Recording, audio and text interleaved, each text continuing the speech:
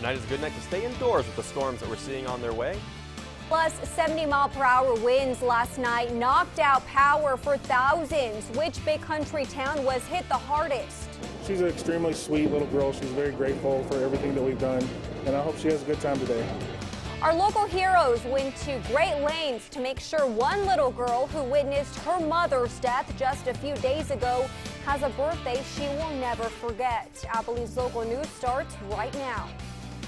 From Abilene's first television station, your news in your community. This is KRBC, Abilene's local news at 10. And good evening, I'm Shannon by the lead, and thank you for joining us tonight for KRBC's 10 at 10, where you get your top stories and tomorrow's forecast all in the first 10 minutes. Weather continues to be our top story. More storms are expected to be developing overnight. Let's check in with meteorologist Scott Cook with an update. Scott, I know the rain is going to be following us into Memorial Day, but will it be raining all day? Well, thanks, Shannon. Certainly we'll be seeing that rain following into Memorial Day morning, but we should see a little break by the afternoon hours. But first, let's talk about the storms we're currently seeing here in the big country. Taking a look at the 3D live radar, we were tracking a line of storms moving through. That line has sort of deteriorated, but the storms have not. There's still very intense storms out there. There are plenty of severe thunderstorm warnings still in effect for much of the big country. Here in Abilene, there is a severe thunderstorm warning in effect until 10:15 for Callahan, Jones, Shackelford County. We also have a severe thunderstorm warning in effect for Stevens County. That's going to be until 11 p.m. tonight. Taking a look at the hail associated with this system, plenty of large ice stones going to be falling from the sky this evening. It's going to be ranging from quarter-sized all the way up to hen egg size with some of these isolated systems. And taking a look at what we can expect over the next 30 minutes, this is going to be a path for that hail as it makes its way through the area. So if you're in this path, make sure you be safe out there for this evening. We also saw a tornado warning in effect that has been allowed to expire, but that was for North Throckmorton County. And as you can see, still a very large line of storms going to be moving through the area tonight, making its way south over the course of the evening. As you can see, these storms have been slowly and progressively making their way across the area. We'll take a look at where we can expect them later on, but for now, let's get back to you, Shannon. Thank you, Scott. Severe winds and rain from last night's storms caused significant damage in the town of Holly.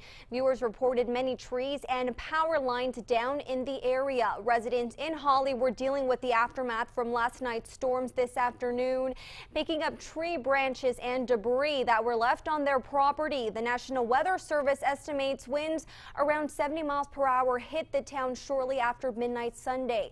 KRBC's Anavid Reyes joins us in studio with details on what the aftermath looked like. Anavid, you were in Holly all afternoon. How bad was the damage?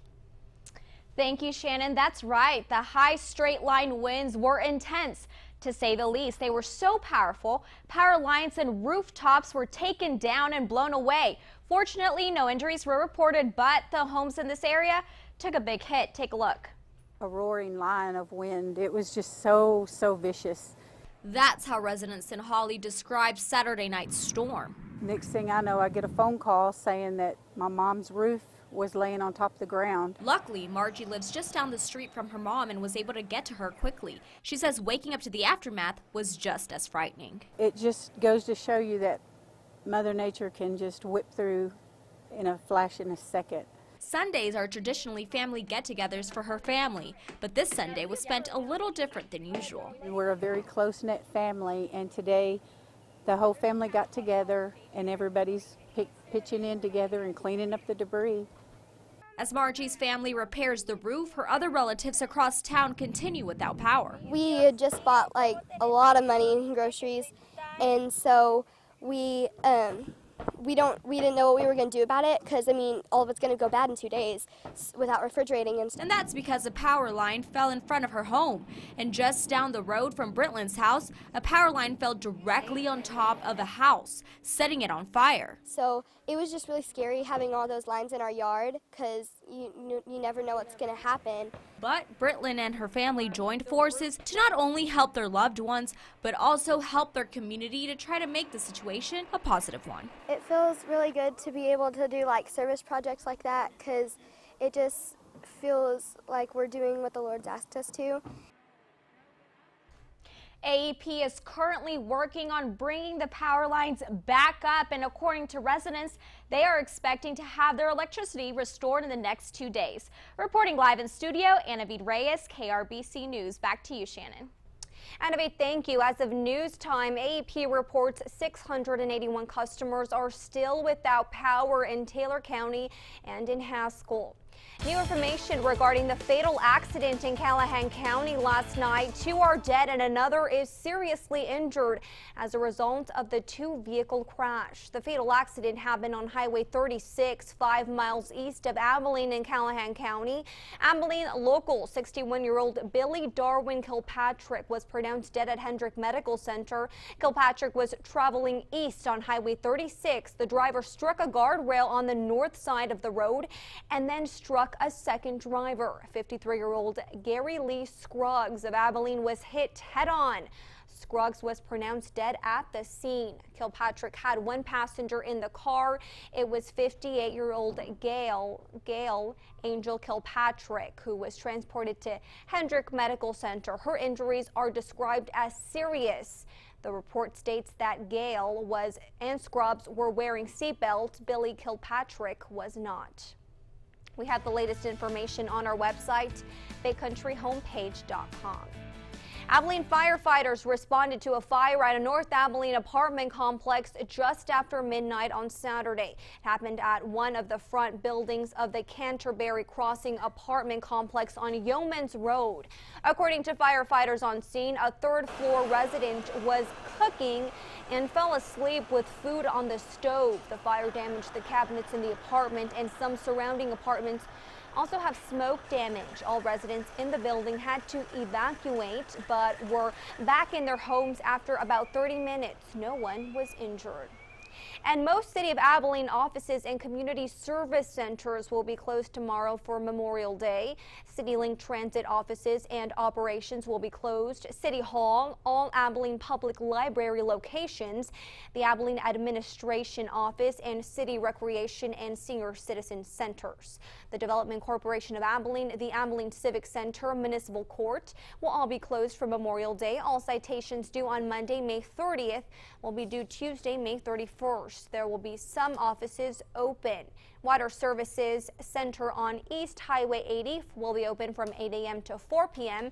to accept delinquent payments, to continue water services, and to set up services for new customers. And the Abilene Zoo is open regular hours from 9 a.m. to 5 p.m.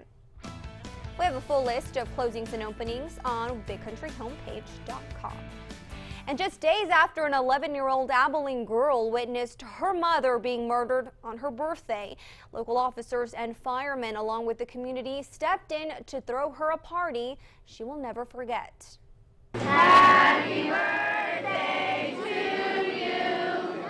Happy birthday to you. It was all smiles for 11-year-old Nevaeh. She's an extremely sweet little girl. She's very grateful for everything that we've done, and I hope she has a good time today. And our local heroes in blue are to thank. I think it's just something that shows this community and the support, but it all goes back to that idea from all the officers that they wanted to do it. It's been a few days since Nevaeh has been dealing with the pain of losing her mother.